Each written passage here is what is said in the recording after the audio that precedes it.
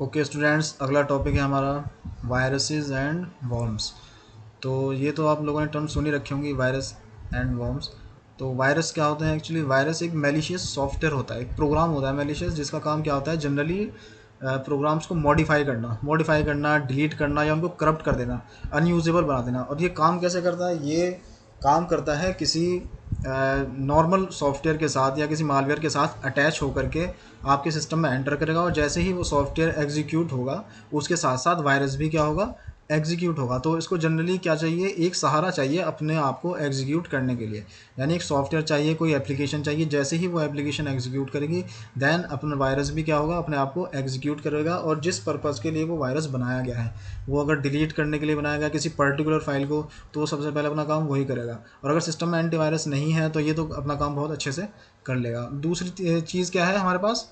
Worms. अब worms क्या है? वॉर्म्स जनरली वायरस की तरह ही होते हैं, लेकिन वॉर्म्स को किसी एप्लीकेशन की ज़रूरत नहीं होती अपना काम करने के लिए। और जनरली ये कोई मॉडिफिकेशन या डिलीशन ऐसा का कुछ काम नहीं करते हैं। ये बस सिस्टम की परफॉर्मेंस को क्या कर देते हैं? स्लो कर देते हैं। अब स्लो कैसे करते हैं? ये स्लो ऐसे करते हैं कि अपने आप को खुद रेप्लिकेट करते रहते हैं रेप्लिकेट, इतना रेप्लिकेट करते हैं कि बहुत सारी प्रोसेसेस एक सेम वॉर्म की चलनी शुरू हो जाती है। तो कंप्यूटर हमारा क्या हो जाता है? उन अनवांटेड प्रोसेसेस को एग्जीक्यूट करने में बिजी हो जाता है, जो हम नहीं चाहते हैं। और क्या कहते हैं, हमारा सिस्टम जो है बहुत ज़्यादा बिजी हो जाता है। हमारी रैम, हमारा सीपीयू, हमारे क्या क्या यही रिसोर्सेज होते हैं हार्डवेयर की, हमारी हार्ड डिस्क, ये सब क्या हो जाते हैं? बिजी हो जाते हैं उसी वॉर्म को एग्जीक्यूट करने के लिए। और जो हम डिज़ायर्ड वर्क करना चाहते हैं अपने सिस्टम से, जो लेना चाहते हैं, वो हम नहीं कर पाते। तो जनरली डिफरेंस क्या है वायरसेस एंड वॉर्म्स में? वायरस को एक एप्लीकेशन चाहिए अपने आप को एग्जीक्यूट करने के लिए, और ये किस लिए होता है? चीज़ों को मॉडिफाई करने के लिए। चीज़ों से मतलब है कोई सॉफ्टवेयर या कोई प्रोग्राम, उसको मॉडिफाई करने के लिए, किसी एप्लीकेशन को अटैक करने के लिए, उसको अनयूजेबल बनाने के लिए, करप्ट करने के लिए। और वॉर्म्स का काम क्या होता है? कि सिस्टम की परफॉर्मेंस को डिक्लाइन करने के लिए। कैसे? अपने आप को रेप्लिकेट करके। और इसको किसी एप्लीकेशन के एग्जीक्यूट होने की ज़रूरत नहीं होती। एक बार वॉर्म आपके सिस्टम में आ गया, देन ये अपने आप को रेप्लिकेट करना शुरू कर देगा। बस जैसे ही सिस्टम ऑन हुआ, वॉर्म अपना आपको रेप्लिकेट करना शुरू कर देगा, आपके सिस्टम को हैंग करना। बस इसका यही पर्पज़ होता है कि सिस्टम किसी तरीके से हैंग हो जाए, परफॉर्मेंस एकदम डिक्लाइन हो जाए। अब देखिए, हम पढ़ते हैं यहाँ पर कुछ हमने डिफरेंसेस लिखे हुए हैं वायरसेस एंड वॉर्म्स के बीच में। सेम वही है जो मैंने आपको अभी जस्ट बताया है। क्या पर्पज़ होता है इसका? पर्पज़ यही होता है वॉर्म का कि क्या करें? सिस्टम की स्पीड को स्लो कर दें to such an extent that it stops responding. System हमारा रिस्पॉन्ड करना बंद हो जाए, बंद कर दें। एंड जनरली वॉर्म्स को फिर भी लेस हार्मफुल माना जाता है वायरस से, क्योंकि वायरस तो फाइल को ही मतलब करप्ट कर रहा है ना, अनयूजेबल बना रहा है। लेकिन ये क्या कर रहा है? सिस्टम को जस्ट स्लो कर रहा है, और इसको रिमूव करना भी थोड़ा आसान होता है एंटीवायरस के थ्रू देन वायरस। अगला टॉपिक आपका आता है इंट्रूडर्स का। इंट्रूडर्स जनरली कंसिडर करते हैं हम किसी ह्यूमन हैकर या अटैकर को कह सकते हैं इंट्रूडर। और इंट्रूडर का काम क्या होता है? कि आपके सिस्टम में जा करके अनऑथराइज्ड एक्सेस लेकर के आपके सिस्टम्स की वल्नरेबिलिटी को पहचानना, और क्या कहते हैं, सिस्टम को एक्सेस करना, और वहाँ से जो उसको चाहिए डाटा, जो कुछ भी चाहिए उसको वो एक्सेस करना, या आपके सिस्टम को करप्ट करना, या आपको धमकी वगैरह देना कि मुझे, जैसे कि होता है रैंसमवेयर में होता है, लाइक दैट। तो इंट्रूडर का काम मैंने आपको बता दिया है। इसके अंदर दो टाइप्स के इंट्रूडर्स होते हैं एक्चुअली, जिनको हम तीन टाइप में भी डिफाइन कर सकते हैं।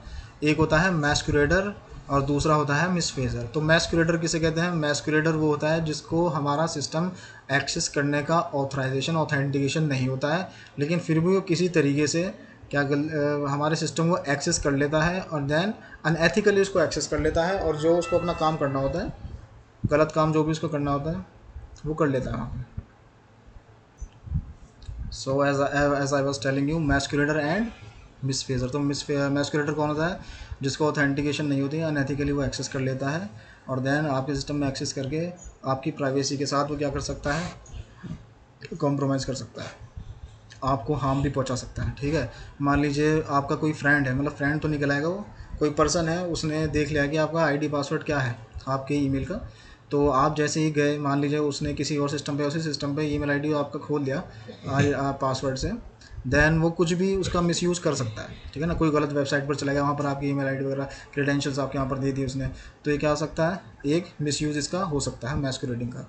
दूसरी चीज़ क्या होती है? मिसफेजर।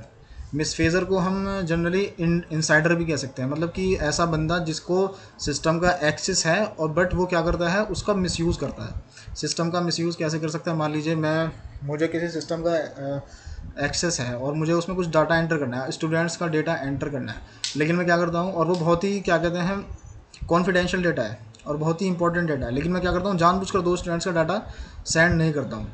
तो ये मैंने क्या किया, उसका मिसयूज़ कर लिया एज एन इनसाइडर, या मैंने कुछ डाटा जो कॉन्फिडेंशियल था वो वहाँ से लेकर के किसी थर्ड पार्टी को दे दिया मिसयूज़ करने के लिए, तो वो क्या हो गया, मैं क्या कहलाऊँगा, एज ए इनसाइडर। यानी मैं ऑथराइज तो हूँ सिस्टम को यूज़ करने के लिए, लेकिन मैं अपने उस एक्सेस का क्या कर रहा हूँ, मिसयूज़ कर रहा हूँ। और इसी में एक टर्म और आ जाती है, clandestine user. Same as misfeasor, clandestine user मतलब जो पर्सन जो सुपरवाइज़र है या जिसके पास एडमिनिस्ट्रेटिव कंट्रोल है। मिसफेजर तो कोई भी हो सकता है, कोई भी लो लेवल का पर्सन हो सकता है, मतलब जो अथॉरिटी में नहीं है जिसके पास ज़्यादा, लेकिन क्लैंडस्टाइन यूज़र उसी को कहते हैं जिसके पास किसी सिस्टम का ऑथराइज सुपरविज़न है या पूरा एडमिनिस्ट्रेशन उसके अंडर में है।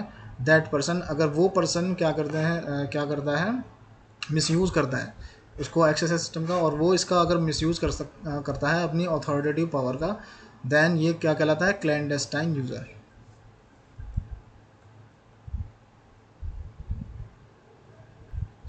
और जो क्लैंडस्टाइन यूज़र होता है वो मिसफेजर से भी ज़्यादा हार्मफुल होता है, बिकॉज क्लैंडस्टाइन यूज़र के पास जो पावर होती हैं वो मिसफेजर से ज़्यादा होती हैं।